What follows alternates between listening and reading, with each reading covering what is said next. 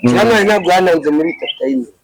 Niba yaragize mahirwe agahura n'abaterankunga bakamuhereza akazi, Kiramani ntabwo yasuzugura, nta nubwo yananze muri Tatayime.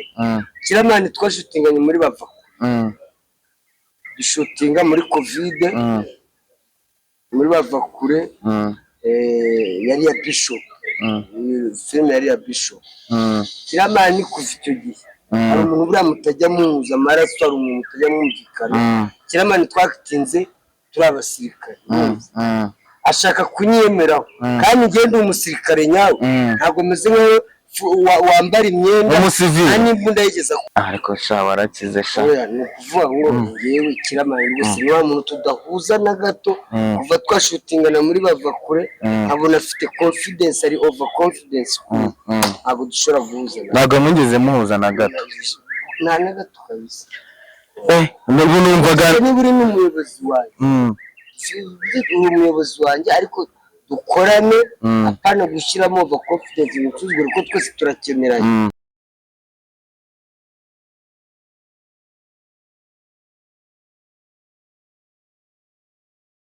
Kongeye kubakira abakunzi ba Muyenzi TV show, abashyashya tugiye kunguka abakiriya bashyashya bazajya bakurikirana ibiganiro byacu biryoshye, umva birimo ibintu by'ubwenge bwinshi cyane, harimo no guseka no kwishima. Bana turabakiriye bakiriya beza baje batugana kuri Muyenzi TV show. Uyu munsi noneho ninde muntu wa mbere kwakiriye? Bamwitane Yakamwana. N'ibibazo mura n'uducano twose anaka kavutse uyu munsi ngo ni Muyenzi se iteye iturutse aho ngezo sashobora zaravutse si bizaye nayo ariko wazari kure Yakamwana TV show sha Yaka nukuri ubwo nawe urayirekuye, umva ndayirekuye nkutayeho, ariko congratulation ku muntu wa mbere uje kuri channel yacu bamwita Yaka. Asa Yaka ntabwo wishimye kuba ari we muntu wa mbere ubu mfunguye channel? Ibyo byo ndabimenyereye, agacano kose katurumbutse sinzi iyo ziturumbuka ni Yakabahamaga Yakamwana ngo Yaka turakwakiriye kuri Muyenzi TV show bwa mbere. Bisigaye bikomeye man, ntawe utazafungura cyane no mu bayobozi byagezemo, n'abayobozi bose bafite cyane. Nase Yaka we kudashinga ka cano nuko cyane nta cano nzashinga rwose, kuko nta nicyo yangezaho, nta nicyo yakora. Mujye munyihera turaka gusa muri kuzanyu munyera ko gacupa nayira hange cano rwose, cano y'umurimbo. Hari abashinga cano z'umurimbo, umuntu agafungura cano iraho gusa yo kwiyitirira, nta kintu mumariye. Rahira ubwo nawe ejo uraje uyijugunye. Oya ntagiye nayijugunye, ejo uraje uyijugunye ikunanire uterera aho ngaho. Yaka none se amakuru y'iminsi umeze neza, ugiye mu biki? Abantu yewe rwose bamaze iminsi ngo barakubuze byataye. Yewe ndahari gusa ndarwaye. Urarwaye? Akaguru kamereye nabi, nagiye no kwivuza iwacu mu nkambi kuko nta mituweli ngira, ngezeyo kugira ngo bamvure baramfunga, baragufunze. Ubwo rero ngiye cyo nababwira kikakaguru niko kazanyica, gasigaye karara kari kumwe, ariko ntawe nabibwira, ni ngewe ubizi, no byimenyera ku giti cyawe. None se Yaka tumaze iminsi, niyo mpamvu mba nagutumiye umbwire ku bintu bamaze iminsi mbona yakora. Abakunzi banjye bo icyo nashaka naguciye mu gifu, abantu banjye mumenye ko ngiye gupfa n'ukuri kwiwe, n'ukuri babyumva. Akaguru muri kureba hano, izina ry'Imana gashobora kuba karimo kanseri, ko gasigaye karara kari kundya igufa ryose ry'akaguru, byonyine hano ryacikiye hano mu itako, igufa ry'ikibuno rirandya cyane, none nijoro ubu ngubu ndi gukandagira ku manywa, nijoro karandya byatari kubera ko ari njye uri kubyumva, ari binabyimenyera. Mushobora kuvuga ati wenda Yaka ari kuganira, ariko ejo nimwumva ngo Yaka byarangiye uzamenye ko nishwe na abantu rero mwumvise Yaka mudukurikirana pe, n'abakiriya bashyashya baza bakareba kino kiganiro mumufashe murumva bakomerewe cyane ararembye no mu nkambi baranyanze urumva ubu ngubu igisigaye ni urupfu gusa nose ubu ya gahunda yo kujya muri Amerika nayo yarapfuye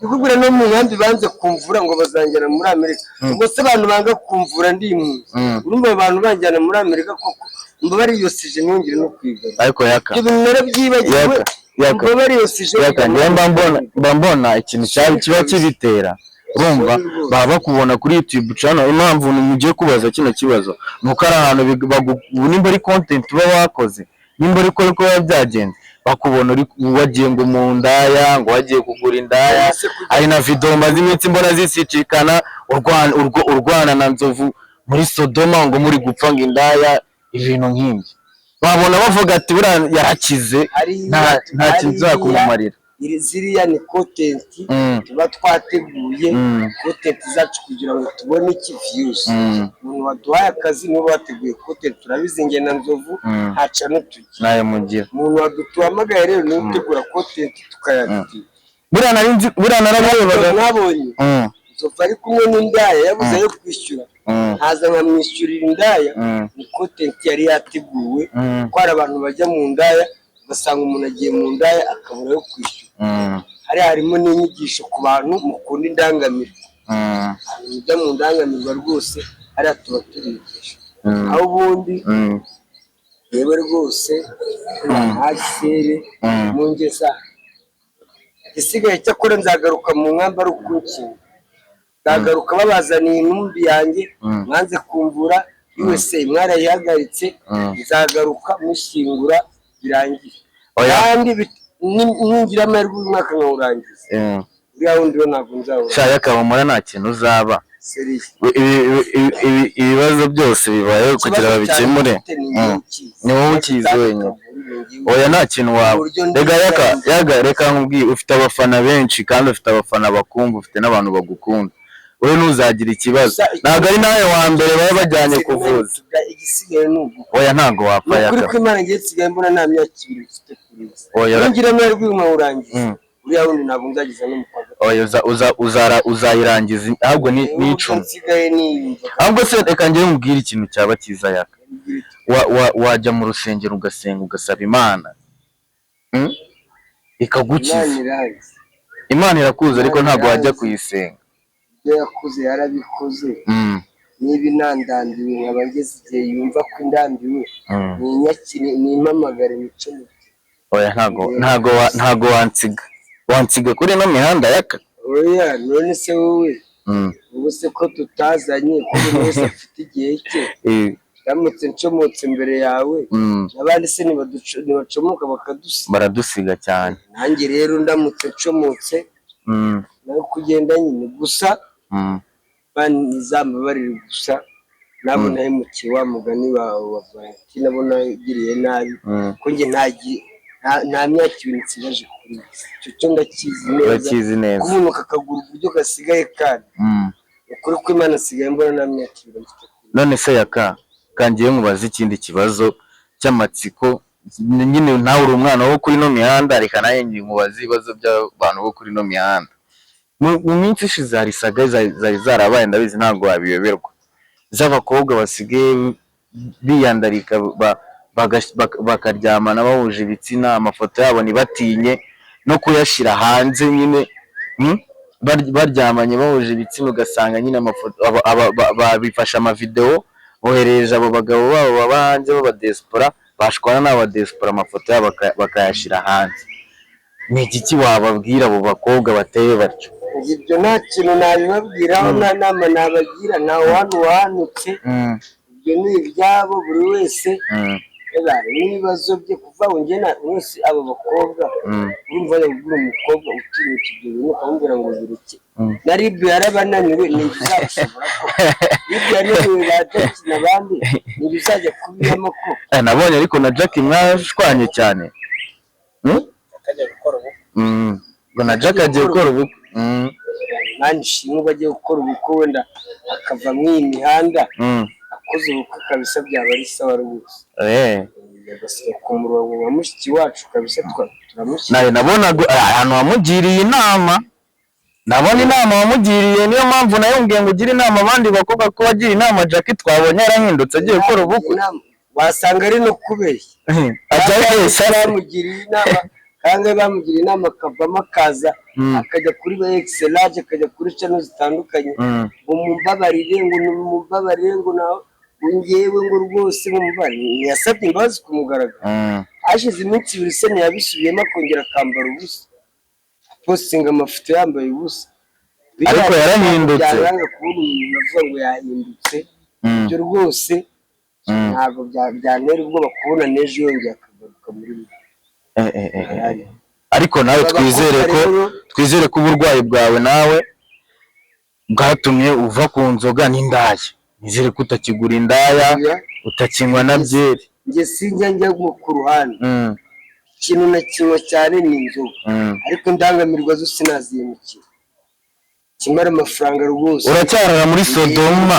Iyo nabonye agafaranga nta mugore ngira, ubundi indaya rwose ndagutikura ngiye no kwishyura yawe. Rero niyo mpamvu mu nkambi bavuga ati akayarakize yasaguriye afite amafaranga menshi asagurira n'indaya. Bese ndayiguhera ubuntu. Bese niyo mfashe indaya ya 2 kama ku gaturuka kamwe gacomoka nyitahira.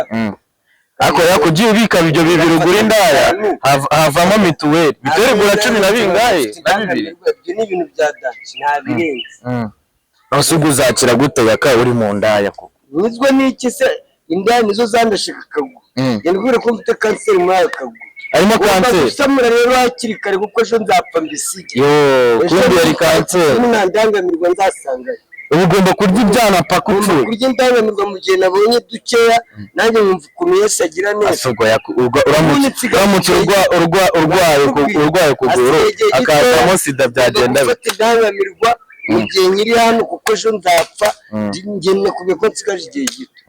Ngomba rero gusamura ku ndangamirwa ejo nacomoka ikuzimu na ndangamirwa nzasa. None se yaka ari ko nabonye Nzovu ari inshuti yawe, urumva mukorana ibiganiro byinshi na Samusuri, urumva nanga umuntu kunyereka ko andinze cyane ntabwo yananze muri Tatayime. Niba yaragize mahirwe agahura n'abaterankunga bakamuhereza akazi, Kirama ntabwo yansuzugura, nta nubwo yananze muri Tatayime. Kirama twashutinganye muri bava dushutinga muri covid muri bava kure, yari ya Bishop, filime yari ya Bishop. Kirama ni kuva icyo gihe hari umuntu buriya mutajya muhuza amaraso, hari umuntu mutajya mwumvikana. Kirama twakitinze turi abasirikare, ashaka kunyemeraho kandi ngende umusirikare nyawe, ntabwo meze nkaho wambara imyenda nta n'imbunda yigeze akoraho. Ngende umusirikare nyawe, ubwo rero Kirama ntabwo tujya twuzuzanya. Buriya kuva icyo gihe ntabwo yanyobora, nukuvuga ngo azafashe bariya bana nawe ngiye yarose. Umuntu tudahuza oya. Buriya na mabuja ngiye mabuja uzamumaze. Mabuja yari afite uburyo anyobora, ibyo twaganiraga, ibyo twahuzaga yari afite uburyo anyobora. Mabuja niyo ushatse kunyishyiraho hejuru ukanyereka yuko uri ku rundi rwego. Ariko nabonye arimo araba legend. Nawe dore afite filime zimeze nk'iz'abasirikare, nubwo mwakinanye nawe yari kugira icyo akubarira akakuzabira. Ninde Kevin ndi mu kiganiro ndetse gatoya, sibyo? nyuma ndi kunganje. Ariko sha warakize sha. Ni ukuvuga ngo yewe Kirama rwose ni wa muntu tudahuza na gato. Kuva twashutingana muri bava kure nkabona afite confidence, ari over confidence, ntabwo dushobora guhuza. Ntabwo mwigeze muhuza na gato? Nta na gato kabisa. Nubwo numvaga niba uri n'umuyobozi wanjye, uri umuyobozi wanjye, ariko dukorane apana gushyiramo over confidence mu tuzugure ko twese turakeneranye. Umuyobozi wanjye mfite ibyo nkora, nawe ufite ibyo ukora, ariko apana kumagarara hejuru ushaka kunyereka kundenza. Noneho Asiya yaragiye, kariyeri yawe ya filime ibigiye hasi. Ni ukuvuga Asiya akiri hano urabona nabonaga akazi gatandukanye, ese urabona yari umusitari uzwi, ntabwo naburaga akazi kandi yagiraga poroje nyinshi z'amafilime n'abantu b'abadiyasipora bamubwiraga ati dukorere filime, urumva se ntabwo umuntu yari kumubwira ngo amukorere filime ngo ngiye nyibure, urumva se yaragiye subira hasi cyane rwose ufatika kuko se yamfashaga muri byinshi, sinaburaga akazi, sinaburaga icyo kurya, sinaburaga icyo kunywa, urabizi ko nabagiwe mu rugo, ariko kimara kugenda nyine nahombye byinshi, uretse gusa ko na n'uyu munsi turavugana Jondi azaba yaragarutse, none se ko ariko nabonye Manibu ashobora kuba ariwe usigaye gufasha ibintu byose, kuko mbona ariwe mukorana cyane. Manibu turakorana bisanzwe nk'uko nkorana n'abandi bose, ariko gusa Manibu ntabwo nagira ikibazo iyo ngize nk'ikibazo, we niba atandukanye n'abandi bantu akimfashamo, arakigukemurira, turakorana nk'uko ntabwo amanaginga nk'uko Kiramani wenda amanaginga Nyagahene akamuboroka Nyagahene, Manibu we njye mba ndi free ahantu hose urakora, mvuyeyo mfite uburenganzira bwo kujya gushutinga ahandi, nta kibazo rwose waba ufite. ubu ntabwo ukifuza gukina filime se? Mbo gukina filime nayikina, ariko se filime z'iki gihe zidatanga amafaranga, ngewe urabona ndi muri je kumfata rero ukavuga ngo urajya kunyinisha filime, urampa itike gusa, iyo filime yawe nayo nakina. Ko abantu nk'igihe bafite uduporojekiti tw'amafilime bashaka ba bantu bakinisha for free batabishyura, umuntu akakubwira ngo kugukinisha filime ni ukugira ngo wubake izina, ngo kugira ngo wamamare. Njyewe rero urwo rwego ntabwo ndiho kuko ndi icyamamare, ndi umurigenti, ntabwo wajya kunyinisha ubufilime bw'amafuti ngo urampe itike. N'amabuji ubwe muri filime ye Gatarina yarampembaga, yaraguhembaga kandi ndiyo muntu nase yakaka mubazi rero mufite utwo dufilime two kuvuga ngo murategera abantu amatike gusa, ngirwo rwego ntabwo ndiho, ntabwo kiri kuri urwo rwego. Nase yakaka tuvugishije ukuri nk'umuntu ushaka gukina filime, ushaka kugukinisha filime nona naya mafaranga wakorera ukorera cyangwa wakorera? Yewe ntabwo bashaka amafaranga, ni na benshi banabimbwira bakambwira ati ngewe nzajya nkwemba ku kwezi, rero ngewe ntabwo nabishobora, bashaka make ko nageze ko twashutinze, niba ari uwo munsi twashutinze umunsi wose abe make ari kuyamenya. Ntangahe rero reka mbwire n'abagabo bakubwira ngo uve mu rugo ubwiye umugore ngo ugiye mu kazi, warangiza ugataha nimugoroba nta kintu ufite, byaruta ukirirwana n'umugore mu rugo ukamufasha no koza amasahani no gukura mu rugo cyane. Usiga umugore mu rugo ngo ugiye ku kazi ugataha nimugoroba nta n'igihumbi uzanye cyarasiye. So ngewe rero mba nshaka kugira abe make ariko nyacyura, nimba atayibanga se nangahe, kwa kabiri niba ari kwa kane iyo minsi yawe nkayimenya, ariko abe make nyataha nyine nangahe abantu bamenye yakamwana ahembwa amafaranga ngahe ku munsi kuri filime, kugira ngo n'ikindi gihe batazongera kugira ibanga ry'akazi, n'ibanga ry'akazi, aho uzanyemera azambwire bazakubwira nimba cyaguhembwa par jour pano par mois, nimba cyaguhembwa ukuzi mu cyo par mois ku munsi nyatanu, ku munsi yatane niko kazi uba ushaka gukora, umunsi rwose yatana para ngabo te n'ikindi kintu nanababye bya kontara no byo kuvuga ngo uramborokera iwawe babira byabanyagaye, uramborokera iwawe ngo kwa Kiramani ngo sinzaje ngo nimbona karakandi sinzaje kugakwa, ibyo byose nabishobora n'abaka. Buriya Kiramani yabujije Nyagahene gusubira ku ma YouTube channel kumukoresha ikiganiro nimero tubanje kuvugana na Kiramani, ubu niwe wabaye manager wiwe. Sha urakoze kutuganiriza rero rwose, kuvuga ngo uramboroka jamais na Manibu najya mfata na Asiya nawe urabizi ko nabagiye mu rugo, ariko naramucikaga nabona karakani nkajya kugakubita cyane, akarakara kitonganya, ariko n'ubundi nkagakubita nkagaruka mu rugo, ariko ku munsi wa shoot cyangwa rwamamagara urinde ntago wajya ngwanya. Yaka rero reka tugushimire kabisa, wakoze ku butumire bwacu kandi twishimiye ko ari wowe muntu wa mbere video yiwe igiye kwa uploadinga kuri channel yacu ari we wa mbere, turabyishimiye. Nanjye ndabashimiye cyane, ariko gusa abakunzi ba Yakamwana ni ukuri kw'Imana n'imbere y'Imana yo mu ijuru, aka kaguru kamereye nabi, ndaribwa cyane n'ijoro serious. Nuko njye ndwara nk'inyamaswa, ndwara gisirikare, ariko ari undi ngubu bamari gusa. Rose Yaka wabitonze, ariko banze nambwirira abantu bangore subscribe b'abafana bawe, barumbwira abantu bawe ati bahita Muyenzi TV show. Iyi rero ni Muyenzi TV show, tuti bakunzi ba Yakamwana, bakunzi ba Pateri Eric, n'abantu mukore subscribe, mudusapotinge iyi channel cyashya, kandi ejo cyangwa ejo bundi tuzatugenda tubanyurizaho utuntu turyoshye cyane, tubagabanyiriza stress abafite ibibazo, tubagabanyiriza stress kubisha. Yaka urakoze cyane, uretse nsubiza, murakoze cyane kudukurikira kuri Muyenzi TV show. Nkuko yakayibabwiye, mudukore subscribe, comment, share na like nyinshi cyane. Tugiye gukomeza tubatamo bang after bang. Murakoze, Imana ibane namwe. Shout out. Ciao.